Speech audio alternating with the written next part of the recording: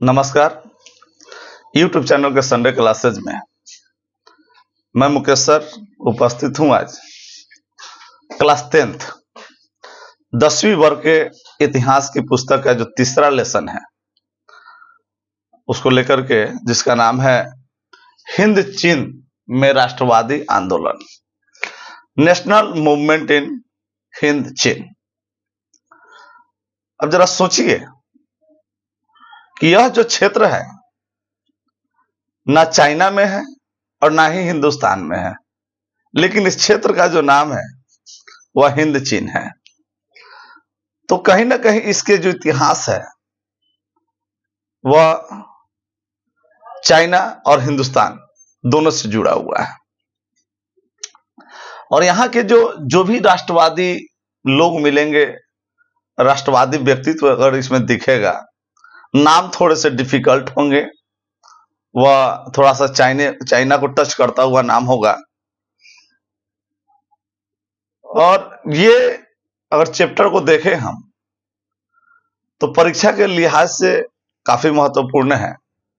हाँ, मैं इस चीज से भी इनकार नहीं कर सकता हूं कि प्रतियोगी परीक्षाओं में इसका स्थान बहुत कम है, लेकिन वर्ग 10 के लिए बहुत ही इंपॉर्टेंट चैप्टर ये होता है, लेसन 3। शुरू के जो 2 लेसन हैं वो लगभग हो चुके हैं और यह तीसरा लेसन है जिसके लगभग 3 या 4 पार्ट हो सकते हैं। एक पार्ट में शायद इसको कवर करना संभव नहीं है। अगर कवर कर भी लिया जाता है तो समझने में परेशानी होगी, इसलिए इसको हमने छोटे छोटे खंडों में बांटा है। तो सबसे पहले हम इसकी जो भौगोलिक स्थिति है उसको जरा सा देखेंगे। ये 3 क्षेत्र मैं पहले ही बताया हूं कि ना ही यह चाइना है और ना ही यह इंडिया है, फिर भी यह हिंद चीन के नाम से जाना जाता है।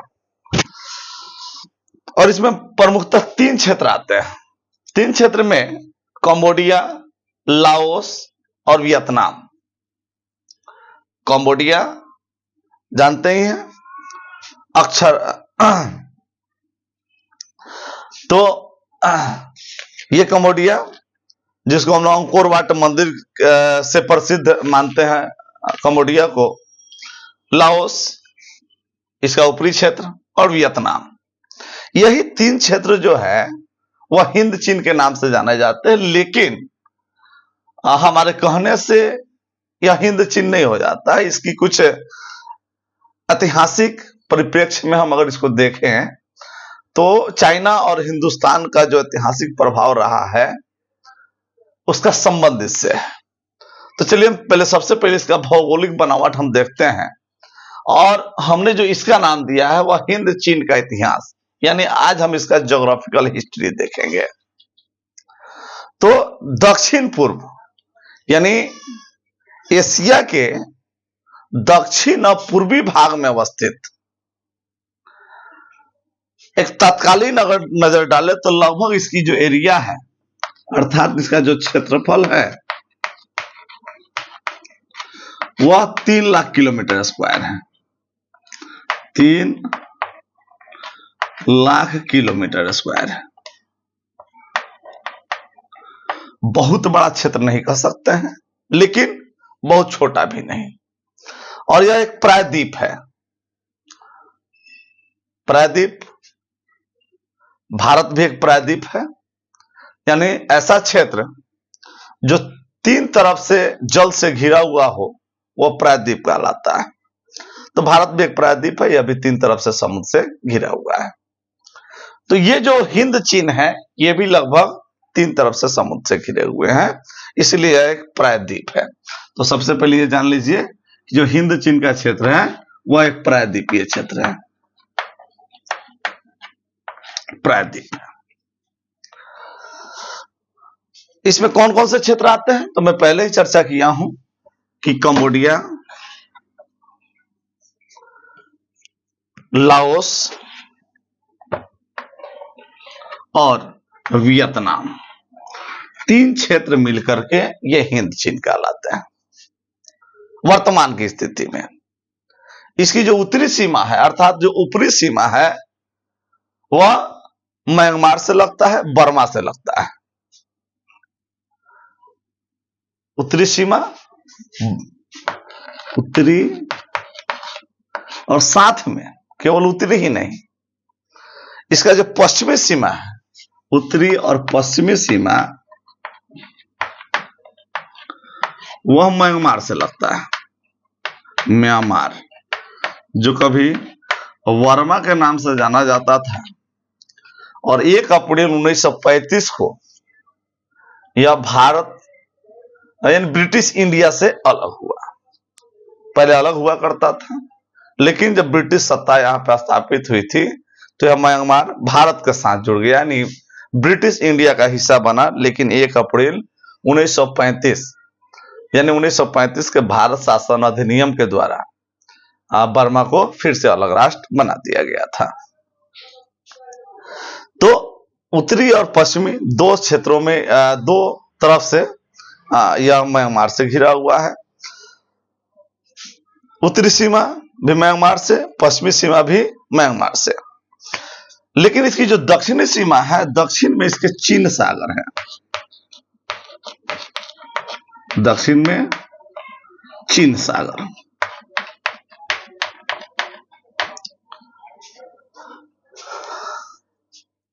और इसी क्षेत्र को हमको देखना है। प्राचीन काल की अगर बात करें, प्राचीन काल कहने का मतलब है जो बौद्धिक एरा चलता था, अपने यहाँ बौद्ध एरा चलता था, जिस समय भारत में बौद्ध धर्म का उत्थान हो रहा था, उस क्षेत्र में अगर बात करें तो उस समय वियतनाम का 2 क्षेत्र, यानी यह जो वियतनाम आप देख रहे हैं, जो सबसे पूर्वी हिस्सा है, वियतनाम का 2 क्षेत्र था, तोंकिन और अनाम। 2 क्षेत्र, वियतनाम का 2 क्षेत्र, स्पष्ट लिखता हूं, वियतनाम का 2 क्षेत्र।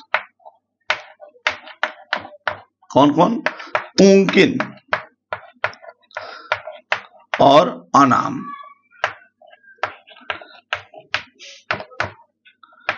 तोंकिन, अनाम, मैं बार बार नाम इसलिए रिपीट कर रहा हूं कि इसके थोड़े जो नाम होते हैं वह चाइनीज लैंग्वेज में है और उसको टच करते हैं। तो तोंकिन और अनाम जो थे, इस पे बार बार चीन का कब्जा होता था। इन दोनों क्षेत्रों पे हमेशा चीन का कब्जा हो जाता था।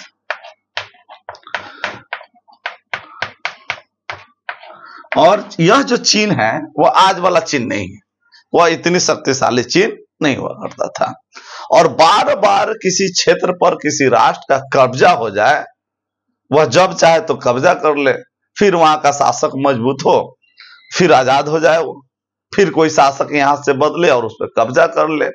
तो यह जो प्रक्रिया चलती रहती है, और ज्यादातर समय अगर कब्जा में आप रखते हैं तो वैसे राज्यों को करद राज्य बोला जाता है।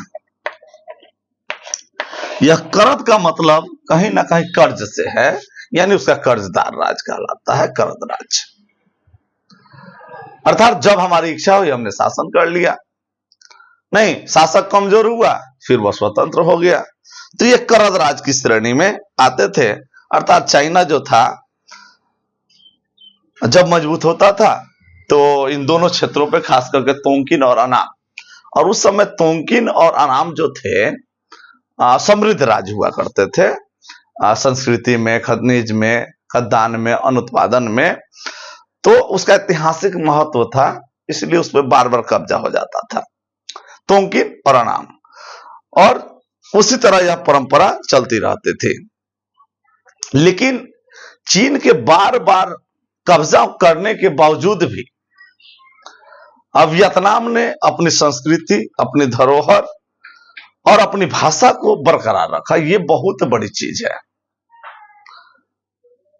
कि बार बार किसी का शासन हो, और शासन अगर किसी का होता है तो सबसे पहले वह वहां के इतिहास, वहां की संस्कृति और सभ्यता को सबसे पहले तोड़ता है। जैसे हम देखते हैं कि गोवा पर पुर्तगाल का कब्जा रहा, और आज अगर आप गोवा जाते हैं तो गोवा की जो मूल संस्कृति है वो आपको नहीं मिलेंगे। वहां की जो संस्कृति मिलेगी वह यूरोपियन कल्चर मिलेगा आपको। अर्थात उसने जब यहां शासन किया तो यहाँ की संस्कृति को नष्ट करके अपनी संस्कृति को पनपाया। लेकिन वियतनाम के साथ ऐसा नहीं हुआ। वियतनाम पर बार बार कब्जा करने के बावजूद भी वियतनाम ने अपनी भाषा, अपनी संस्कृति, अपने वजूद को जिंदा रखा। ये बहुत बड़ी चीज थी उनके लिए। और उस समय धार्मिक लिहाज से अगर देखें तो इन क्षेत्रों में बौद्ध धर्म का विकास हुआ था ज्यादा, क्योंकि पूर्वोत्तर के राज्यों में ही बौद्ध धर्म सबसे ज्यादा विकसित हुआ था। दक्षिण के राज्यों में जैसे श्रीलंका, थाईलैंड, भूटान, चीन, तिब्बत, इस सारे क्षेत्रों में बौद्ध धर्म ज्यादा विकसित हुए थे। लेकिन उस क्षेत्र में बौद्ध धर्म के साथ साथ एक और धर्म जो था, धर्म नहीं कहे उसको, दर्शन कहे, बौद्ध धर्म भी एक दर्शन ही था जिसको लोगों ने फॉलो किया था। तो कन्फ्यूशियस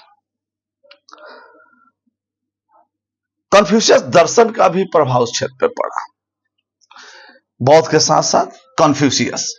ये कन्फ्यूशियस कौन थे? फ्यूशियस।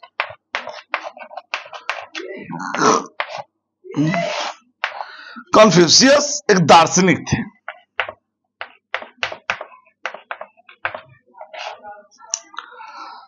चाइना के थे, चीन के थे, और 500 ईसा पूर्व के आसपास में इनका जन्म हुआ था।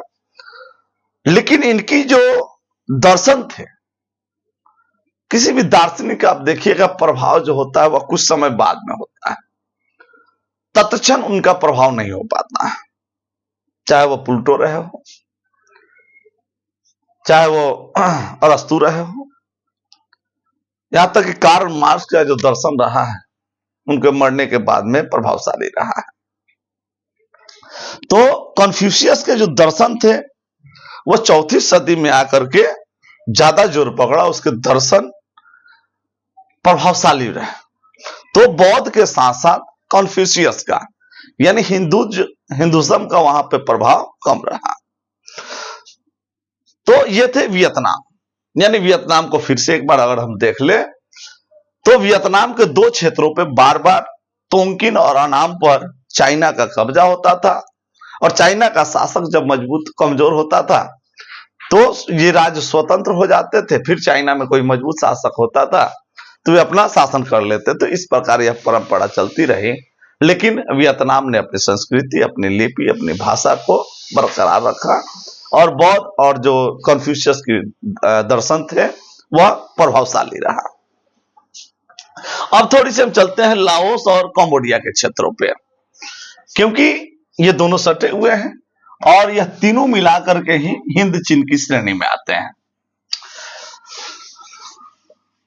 तो हिंद चीन की श्रेणी में क्यों आते हैं यही हम आज देख रहे हैं, क्योंकि हमें आज हिंद चीन का इतिहास ही देखना है।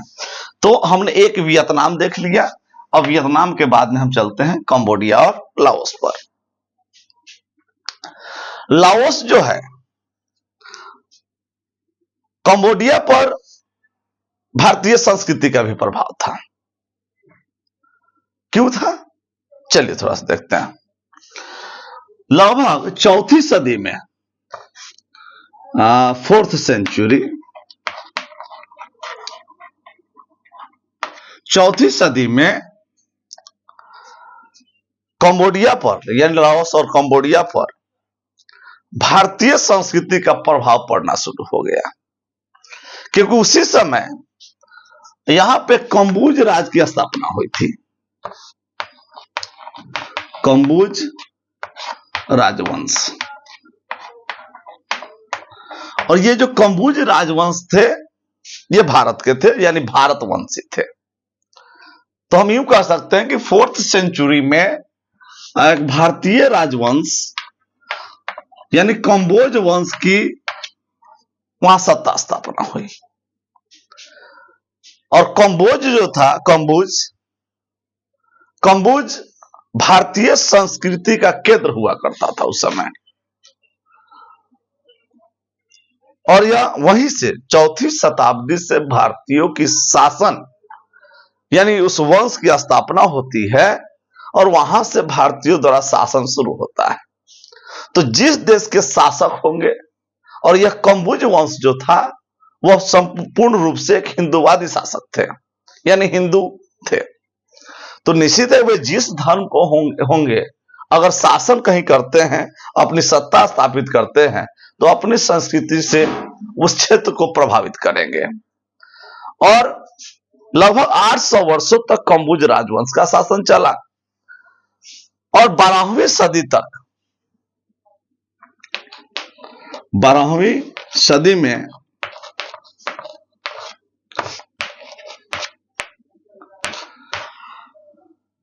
राज सूर्यवर्मा एक शासक हुआ करते थे, राज सूर्यवर्मा।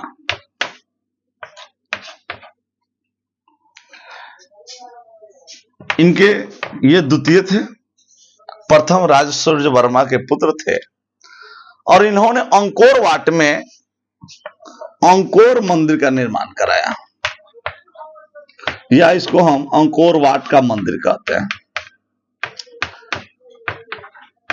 अंकोर वाट का मंदिर यह विष्णु जी का मंदिर है।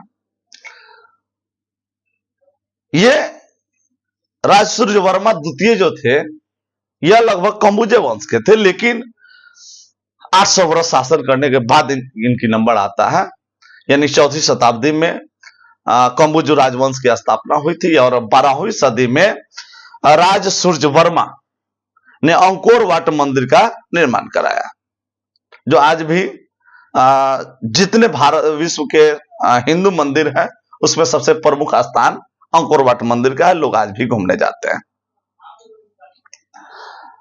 और यही अंकोर वाट मंदिर, थोड़ी सी हम चर्चा करेंगे। एक मंदिर का निर्माण चल रहा है, विराट रामायण मंदिर।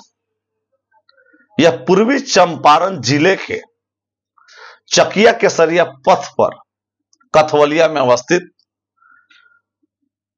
विराट रामायण मंदिर का निर्माण चल रहा है। और आपने देखा होगा कि इस मंदिर के निर्माण में बहुत डिले हो गया। डिले होने के पीछे कारण था, देर होने के पीछे कारण था कि जो मंदिर का नक्शा तैयार किया गया था वह नक्शा अंकोर वाट मंदिर से मिलता था, और विश्व स्तरीय मंदिर का निर्माण हो रहा है। अक्षर वाट जो मंदिर है, अंकोर वाट का ये जो मंदिर है, यह विश्व स्तर का मंदिर है। तो दो विश्व स्तरीय मंदिर एक नहीं हो सकता है। और इस विराट रामायण मंदिर का जो नक्शा था, जो आर्किटेक्टर ने बनाया था, वह भी लगभग अंकोर वाट से मिलता जुलता था। तो उस अंकोर वाट मंदिर के समिति के जो अध्यक्ष थे, उन्होंने क्लेम कर दिया कि विराट रामायण मंदिर का जो नक्शा है वह नकल किया गया नक्शा है अंकोर वाट मंदिर का। अब जब ऑब्जेक्शन होगा तो निश्चित है कि यह कैंसिल हो गया, और कैंसिल होने के बाद में फिर से नक्शा तैयार किया गया, और फिर से नक्शा तैयार करने में लगभग 4 वर्षों का समय लगा, इसीलिए यह लेट हो गया। नहीं तो इसका निर्माण लगभग 2017-18 में हो गया रहता, प्रारंभ हो गया रहता। और 16वीं सदी, हाँ तो यही अंकोर वाट मंदिर है। तो 16वीं सदी आते आते लगभग कंबुज राजवंश का पतन होने लगा, यानी भारतीय जो राजवंश थे वह अब पतन होने लगे, कमजोर होने लगे, लेकिन फिर भी लगभग 1200 वर्षों तक शासन किया। तो इस प्रकार आप अगर देखिएगा तो लाओस, कंबोडिया और वियतनाम, तीनों क्षेत्रों को मिलाकर के अगर हम देखेंगे तो कुछ क्षेत्रों पर चाइना शासन करता था, फिर वह क्षेत्र आजाद होता था, चाइना शासन करता था। तो निश्चित है कि बारंबार किसी देश के राजवंश का शासन हो तो निश्चित है कि उसकी संस्कृति का भी प्रभाव उस क्षेत्र पर पड़ेगा। और भारत से भी लगभग 1200 वर्षों तक इस क्षेत्र में शासन रहा, वहां पे हिंदू राजवंश रहे, अंकोर वाट मंदिर का निर्माण कराया गया, तो निश्चित है कि भारतीय संस्कृति का भी प्रभाव रहेगा। तो ये दोनों क्षेत्रों को अगर मिला करके देखें तो कुछ क्षेत्रों पर चाइना के संस्कृति का प्रभाव रहा और कुछ क्षेत्रों पर भारत की संस्कृति का प्रभाव रहा। इसीलिए इस सम्मिलित रूप से इस क्षेत्र को हम हिंद चीन कहते हैं, क्योंकि क्षेत्रों में हिंदुस्तान और चाइना के संस्कृति का प्रभाव रहा और बाकी अन्य देशों का नहीं रहा। इसीलिए यहाँ की जो संस्कृति है वह एक मिश्रित संस्कृति है, मिक्स्ड कल्चर्ड है वहां पे। इसीलिए वहां की संस्कृति को हिंद चीन की संस्कृति कहा जाता है और इस क्षेत्र को हिंद चीन के नाम से विश्व इतिहास में जाना जाता है। जब जब हम इस क्षेत्रों के इतिहास की बात करेंगे तो हम कभी कंबोडिया, लाओस और वियतनाम का इतिहास नहीं पढ़ते हैं। हम जब भी इतिहास इसका पढ़ेंगे तो हिंद चीन का इतिहास पढ़ेंगे, क्योंकि विश्व इतिहास में इसका जो नामकरण हुआ है वह हिंद चीन के इतिहास से हुआ है। इसीलिए जब चैप्टर आता है तो बच्चे घबरा जाते हैं कि हिंद चीन में राष्ट्रवादी आंदोलन, उनको लगता है कि थोड़ा सा हिंदुस्तान और थोड़ा सा चाइना, ये उस क्षेत्र को ज्योग्राफिकल तरीके से नहीं जान पाते हैं।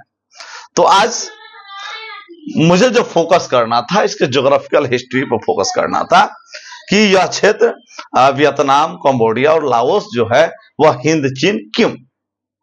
तो बातें लगभग हमको जहां तक लगता है कि यह बातें समझ में आ गई होगी कि यह मिश्रित कल्चर यानी मिक्स्ड कल्चर होने के कारण यह जो क्षेत्र है वह हिंद चीन क्षेत्र के नाम से जाना जाता है। और यह पहले पार्ट में हमने देखा हिंद चीन का इतिहास। आज के लिए इतना ही, फिर आगे के पार्ट में हम देखेंगे कि किस तरह से इन क्षेत्रों पर व्यापारिक कंपनियों का आगमन होता है और फ्रांस अपना प्रभुत्व स्थापित करता है। तब तक के लिए धन्यवाद।